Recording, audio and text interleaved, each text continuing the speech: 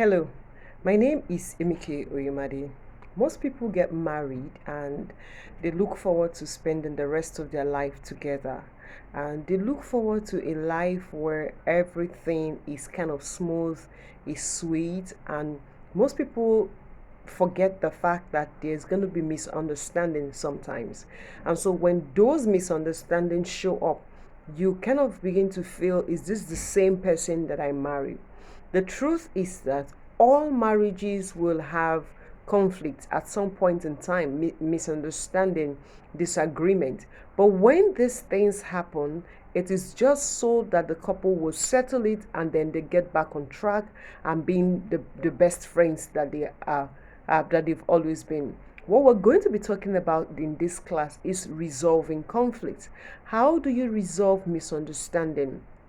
How do you resolve disagreement?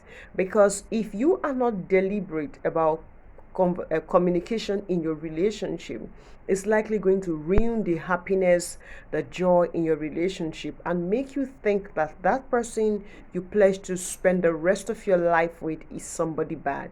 So you need to be deliberate about resolving conflict in your relationship. I already said that conflict is inevitable in a marital relationship. But when misunderstanding happen, it's just so you can straighten out the rough edges of your relationship and then continue. Now, the first thing you must know in resolving conflict in your relationship is you need to be intentional. Be intentional. Each couple need to recognize that there's going to be ups, times of up and times of down, up and down times. And how you handle these times will determine how happy you're going to be in your marriage. It therefore means that when you are resolving conflict, you must focus on the issue. What is the issue bringing this disagreement? What is the issue bringing this misunderstanding? Rather than looking at the personality, instead of attacking your partner and continue saying that that is how they behave, what is the issue on ground? Now, I have been privileged to counsel a few couples, and I'll tell you that communication is the biggest issue in most marital situations. People who don't communicate well, and then sometimes instead of looking at the issue, dialoguing about the issue and talking about what has happened, partners attack one another. Be intentional. The next thing you need to learn in resolving conflict in your relationship is learn to express your feelings. Say exactly what's going on in your mind.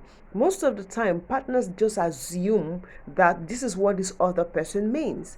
And then sometimes you even have partners who even just expect that the other person should know what they're feeling.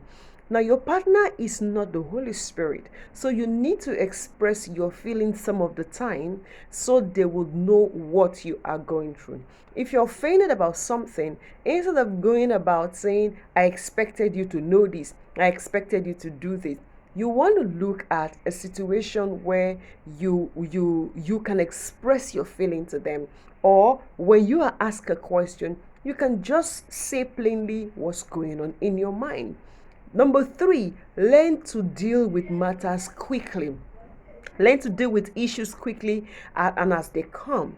When you pile up issues, the day you want to resolve those issues, you discover that you're talking about all other issues your partner may not even be aware of. So when issues come, you sit down, you deal with it. If you're offended about how your partner spoke to you, don't wait for another time when they've done something else to talk about what they did yesterday. Settle issue quickly as they come. And once you have been apologized to, don't go back to that issue, referring to it and talking about it as if that person never gave you an apology.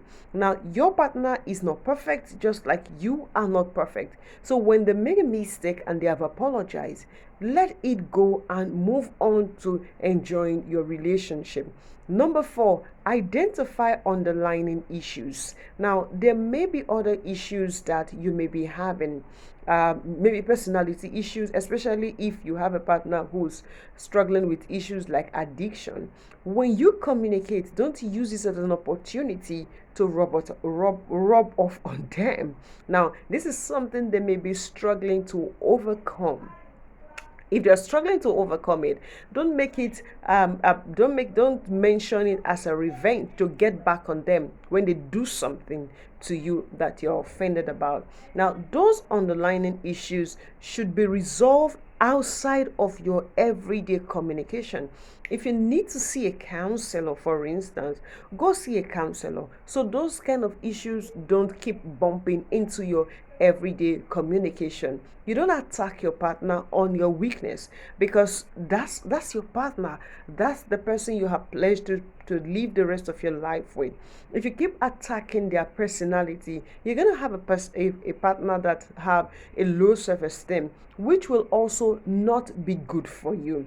Now, remember, issues are meant to be dealt with, and not the partner that you're going to be dealing with. Also, remember that I just mentioned that you need to learn how to express your feelings exactly. And in expressing your feelings, learn not to give the silent treatment. Learn not to drop your call on your partner just because you are angry. Number four, identify underlying issues. Now, there are other communication strategies in marriage that we have talked about. I encourage you to look out for the other videos and get blessed by it. God bless you.